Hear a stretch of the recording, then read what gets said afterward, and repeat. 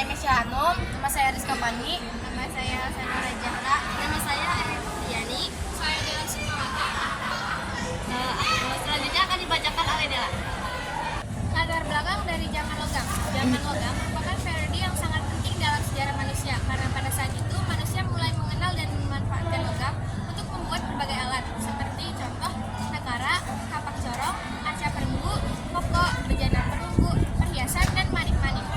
Hal tersebut menandai kemajuan teknologi yang signifikan dan ditandai dengan penggunaan logam untuk alat dan senjata. Secara umum, zaman logam dibagi menjadi 3 fase. Yang pertama ada zaman tembaga, yang kedua zaman perunggu, dan yang ketiga zaman besi.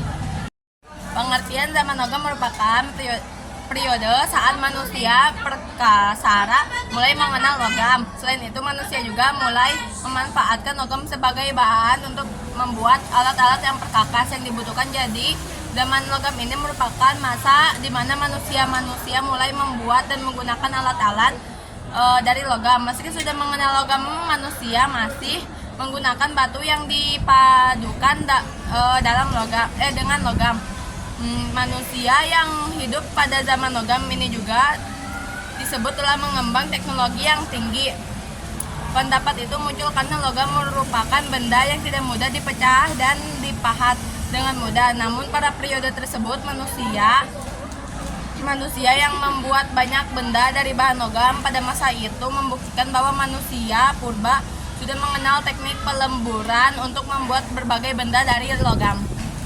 Ciri-ciri zaman logam. 1. Mulai berkembang perdagangan antar pulau. 2. Masyarakat mulai mengetahui dan mempercayai mata angin serta musim.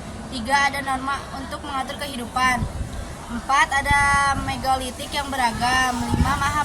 Mata pencaharian penduduk adalah bercocok tanam, berdagang, dan membuat alat logam. 6. Ada pembagian tugas dalam masyarakat berdasarkan keahlian. Yang pertama itu ada zaman tembaga. Apa itu zaman tembaga?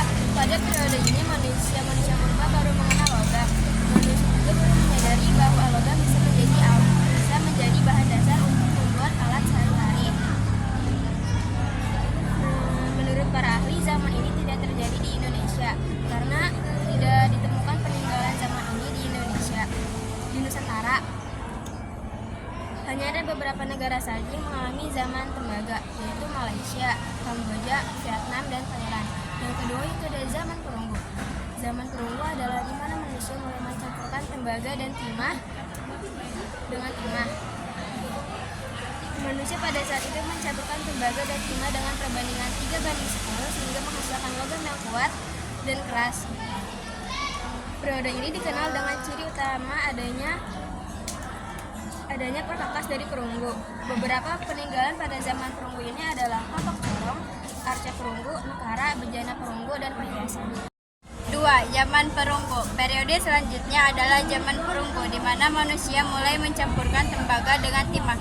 Manusia pada saat itu mencampurkan tembaga dan timah dengan perbandingan 3:10 sehingga bisa menghasilkan logam yang kuat dan keras. Periode ini dikenali dengan ciri utama adanya perkakas dari perunggu. Beberapa peninggalan pada zaman perunggu ini adalah bapak corong, arca perunggu, nakara, bejana perunggu, dan perhiasan. 3. Zaman besi. Lalu pada periode zaman besi, manusia mulai membuat peralatan dari besi dengan cara melebur biji besi. Biji besi yang sudah mencair akan dituang dalam cetakan untuk kemudian membuat alat yang diinginkan. Pada masa ini teknik pembuatan yang dilakukan disebut lebih sempurna daripada 2 zaman sebelumnya. Dari materi ini kita bisa dapat simpulkan yaitu zaman logam adalah masa penting dalam sejarah manusia praksara. Zaman logam juga menandakan kemajuan dalam teknologi dan budaya, di mana manusia mulai menggunakan logam untuk alat dan senjata. Ini membawa perubahan besar dalam pertanian, perdagangan, dan struktur sosial. Dari sini kita bisa mendalami bagaimana inovasi mempengaruhi perkembangan masyarakat dan hubungan antar individu. Sekian dari kelompok kami, kurang lebihnya mohon maaf. Wassalamualaikum warahmatullahi wabarakatuh.